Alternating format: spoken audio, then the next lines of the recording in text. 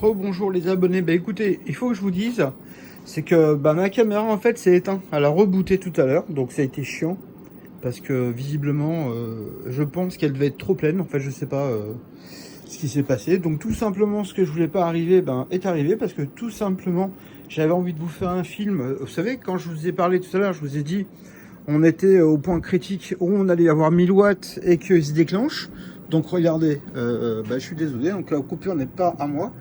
Regardez, là vous voyez ce que je vous disais, donc on est pile poil dans les 1000 watts, comme je vous avais dit.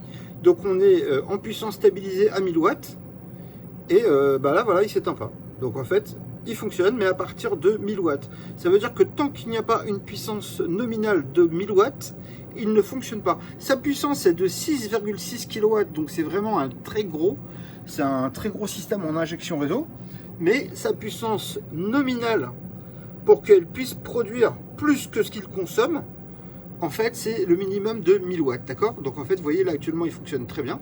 Donc je vous filme exprès pour que vous voyez, voilà, on tourne aux alentours des 960, 970, 1000 watts. Mais là, il fonctionne parfaitement, d'accord?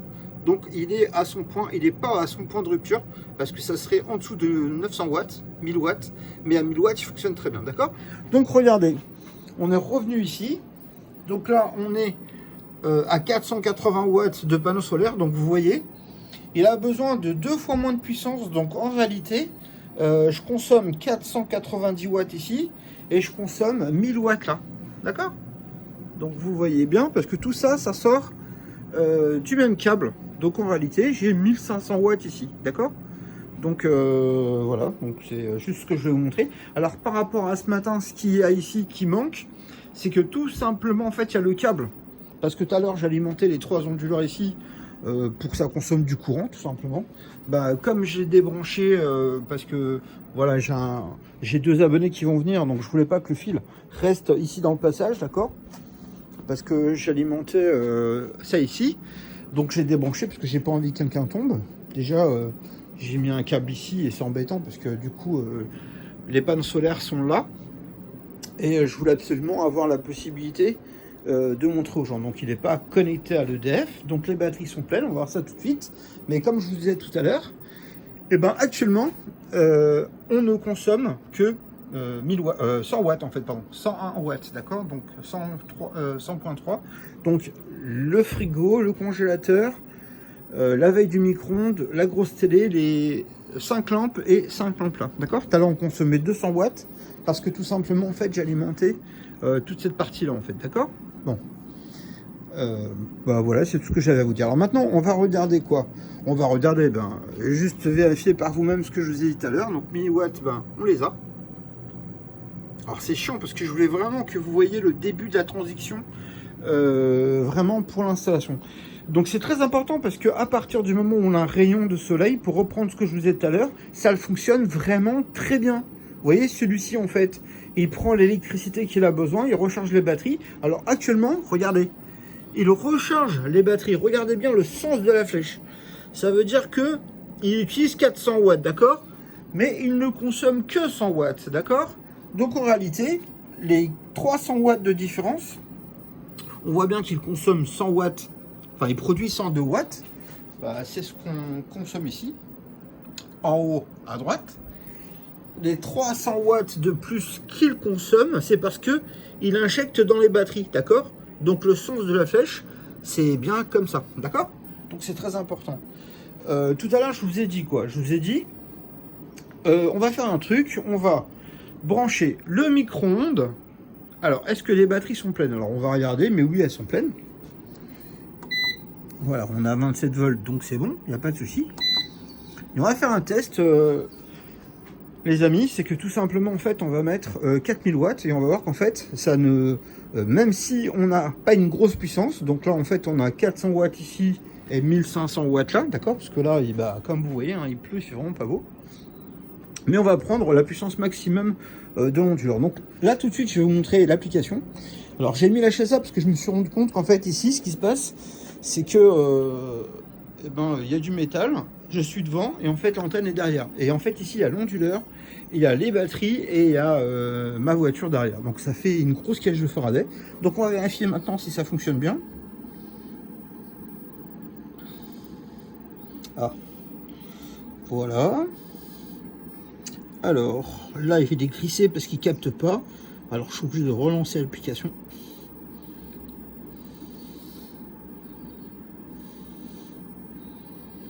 Voilà. Oh zut, il est gris.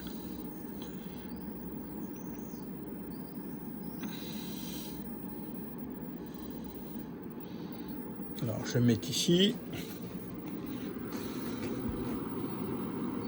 Ouais, donc là, en fait, il est gris.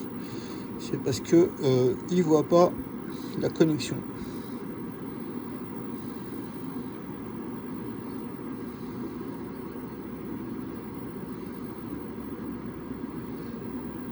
Bon, de toute manière, c'est pas grave. Vous voyez, bon, il est pas connecté, hein, d'accord.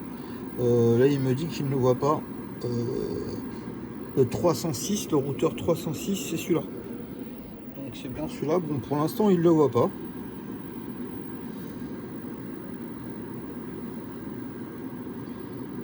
Alors, on voit tous les autres sauf celui-là. Et celui-là, il ne le voit pas non plus. Bon, c'est pas grave. Attendez. On va faire comme ça. Alors, ce que je vous montrais tout à l'heure, c'est ça. 1, 2, 3, 4, 5, 6. On va attendre un petit peu.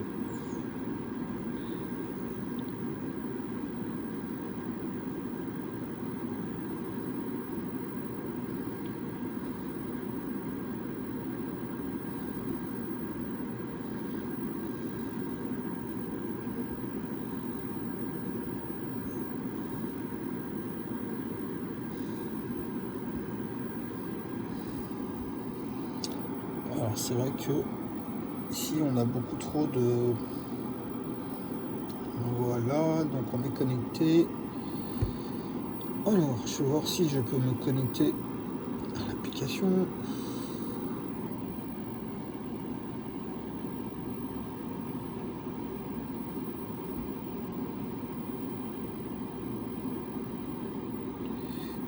Ok, donc là je regardais juste le petit message.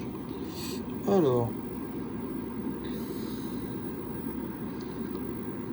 bon, je vais essayer de lancer l'application à nouveau.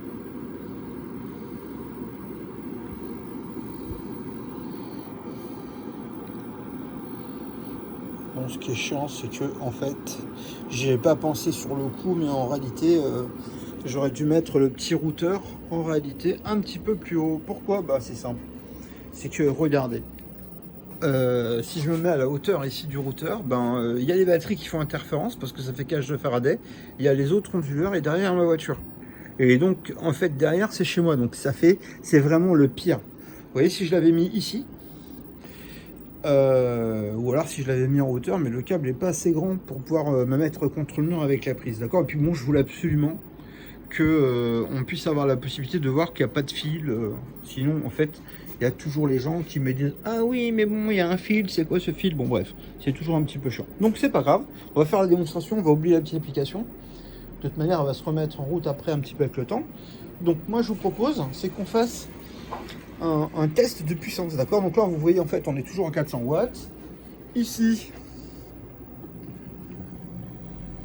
On est toujours aux alentours des 800 watts. Donc là, il fait un peu plus gris que tout à l'heure. Donc regardez, ce qu'on va faire, c'est qu'on va brancher tout ce qu'on a dit qu'on ferait depuis tout à l'heure. Regardez. Je vais mettre le micro-ondes pas mal de temps. Je vais mettre quoi encore? Je vais mettre le grille-pain. Donc là, on est à 1360 watts, d'accord. Donc là, je branche mon grille-pain de 1000 watts. Donc voilà, on a pris 1000 watts de plus. Et comme vous voyez, voilà, donc là on est bien à 2200 watts, d'accord. 2200 watts. 2200 watts. Donc là, ce qui est intéressant, c'est que on voit bien qu'on n'a pas la puissance de disponible. Parce que là, on produit maximum 1277 watts. Ben, c'est pas grave, parce que même si on n'a que disponible 1277 watts sur les panneaux solaires, c'est que tout simplement, en fait, on peut quand même produire 2,2 kW. Donc regardez, je vais brancher le sèche-cheveux en plus. Et donc là, on est bien d'accord qu'on est à 3005, d'accord? 3005, c'est 2000 watts de plus, 2200 watts de plus que ce qu'on fournit actuellement avec les panneaux. D'accord? Donc pourquoi? Donc là, vous avez la preuve que tout simplement, avec 1200 watts, c'est ce que je vous expliquais ce matin, on peut quand même produire 3500 watts. 4000, hein, d'accord? Donc là, on est pas loin des 4000. Donc lui, on lui a paramétré pour qu'il puisse prendre une capacité maximum de 4000 watts en sortie. C'est 4000 watts nominal, d'accord? Donc là, ce qui est intéressant, c'est qu'on peut prendre 4000 watts heure par heure, d'accord? Donc c'est vraiment une belle puissance parce que comme vous voyez, là le système en fait, il explique, voilà, il avait perdu les panneaux solaires reviennent. Alors, il faudrait que je trouve le moyen de consommer légèrement plus. Qu'est-ce que je peux brancher? Donc là, on voit bien que on est à 3491. Voilà, donc là, maintenant, on a moins parce que le grille-pain vient de se déconnecter. Et comme le grille-pain vient de se déconnecter, là, les batteries sont pleines. Hein. Donc, comme elles sont pleines,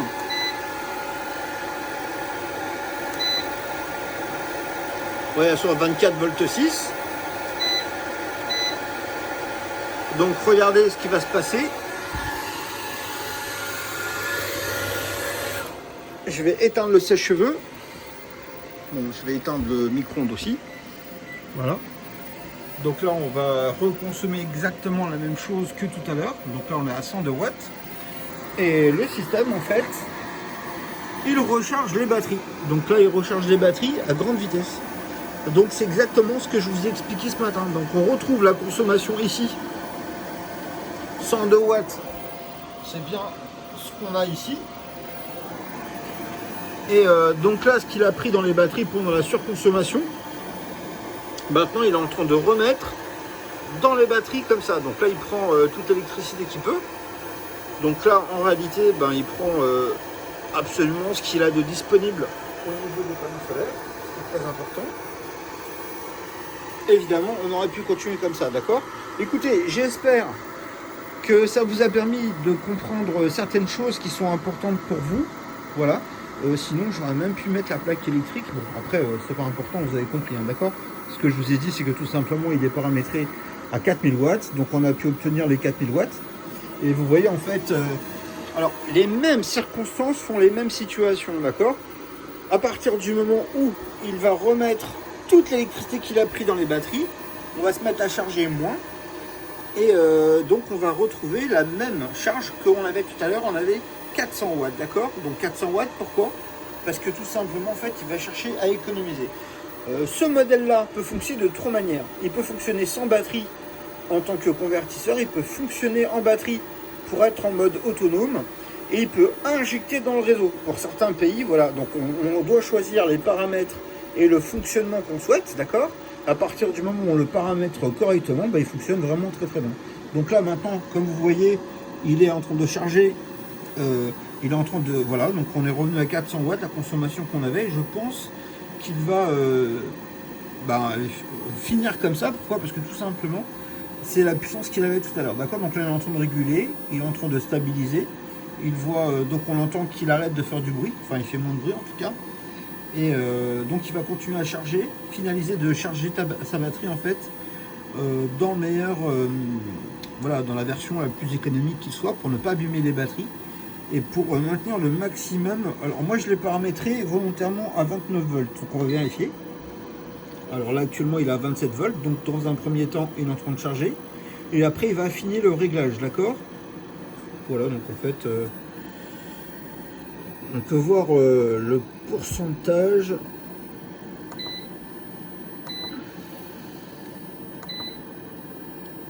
Voilà, c'est le truc que moi j'aime le mieux, c'est celui-là. Ça me permet de voir ce qu'il prend et ce qu'il charge. Et la puissance de sortie, donc c'est mon menu en fait préféré. Alors vous avez vu, on peut paramétrer le menu. Donc moi j'ai mis par défaut le menu comme ça. Donc quand je l'éteins, quand je le rallume, il prend absolument les fonctions par défaut, d'accord? même, comment dire, si je dérègle quelque chose, quand je le relâche, il revient dans ce menu-là. À chaque fois que je l'éteins, je le rallume, en fait, il revient dans ce menu-là parce que c'est mon préféré. On peut tout organiser, d'accord? Donc là, il est en autonomie totale, hein, comme on disait tout à l'heure, on parlait de ça tout à l'heure. Donc là, il n'y a encore pas de EDF de brancher dessus. Alors, voilà, on peut le brancher aussi sur EDF et ne pas utiliser l'EDF. Hein. C'est un choix dans les paramétrages de la machine. Donc, évidemment, moi, en réalité, pour vous dire, c'est que si je branche EDF, il va se mettre à faire équaliser en fait les batteries, parce que ça, c'est pas des batteries lithium, donc ça nécessite, quand il fait froid et un certain temps, par exemple, il va passer de 27 à 29 volts, d'accord? Et tout simplement, en fait, il va équaliser pour éviter l'oxydation des batteries, pour qu'elles durent, voilà, la durée de vie, la garantie, c'est 20 ans, donc pour les maintenir. Donc à partir du moment où il trouve une source, alors pourquoi moi j'ai fait ça? Parce que tout simplement, comme je vous avais dit tout à l'heure, j'ai un compteur qui tourne dans les deux sens, d'accord? Et si vous voulez, quand je consomme de l'électricité, eh ben, l'électricité, ça consomme vers la droite. Et en réalité, je peux aussi le faire tourner à gauche. Donc, pour ceux qui le souhaitent, ou dans des pays étrangers, comme le Portugal, enfin pas mal de pays en tout cas, même l'Espagne, même enfin dans plein de pays, en réalité, ce qui se passe, c'est que si vous fournissez de l'électricité en trop, on peut faire tourner le compteur à l'envers, d'accord? Donc, peut-être que vous pouvez pas le faire, mais en réalité, voilà, mes vidéos sont vues beaucoup à l'étranger, d'accord? Dans le dom-tom, en Antilles, enfin voilà, dans les Antilles. Donc les gens, il y en a beaucoup qui fonctionnent avec des installations différentes que vous. Même aux États-Unis, si vous voulez, les gens sont surpris de le savoir, mais ils n'ont pas des compteurs digitaux. Ils ont tous des compteurs analogiques avec des disques. Donc ça tourne à droite, ça tourne à gauche, d'accord? Donc soit ils payent d'électricité quand ils tournent à droite, soit ils ne payent pas, mais ils mettent dans le compteur de l'électricité pour plus tard, d'accord? Donc ça, ils ont complètement le droit de faire ça aux États-Unis, ok? Donc voilà, il y a aussi eux qui achètent des installations là-bas, en fait, voilà, parce que pour nous, enfin pour eux, nos installations sont moins chères que leurs. Donc ils essayent toujours aussi, évidemment, de leur côté, d'acheter des installations moins chères. Qu'est-ce que je voulais vous dire d'autre? Ben, regardez, par exemple là, on va s'amuser à faire un truc. Donc, voilà, on a 27 volts. Donc, je sais parce que je l'ai paramétré. Si je branche ça sur la prise de def, alors on va le faire. Alors, j'attends un abonné qui s'appelle Ojavel, on l'a déjà vu. Et aujourd'hui, il vient avec son cousin, puisqu'ils viennent faire une commande. Et donc, ça me fait plaisir. Donc là, j'ai branché. On a vu que là, il est passé au bleu parce qu'il voit la présence de EDF. Donc, qu'est-ce qui va se passer? Et il va se mettre à consommer. C'est-à-dire qu'en fait, il va consommer plus. Tout à l'heure, vous avez vu qu'on était à 27 volts. Et moi, j'ai paramétré que s'il voit de l'électricité, alors pourquoi? Parce que ça peut être des gens du voyage ou Michael, pour qui j'ai fait la vidéo l'autre jour. Je lui ai expliqué que voilà, en fait, quand il arrive dans un endroit où il y a une prise, il vit en autonomie.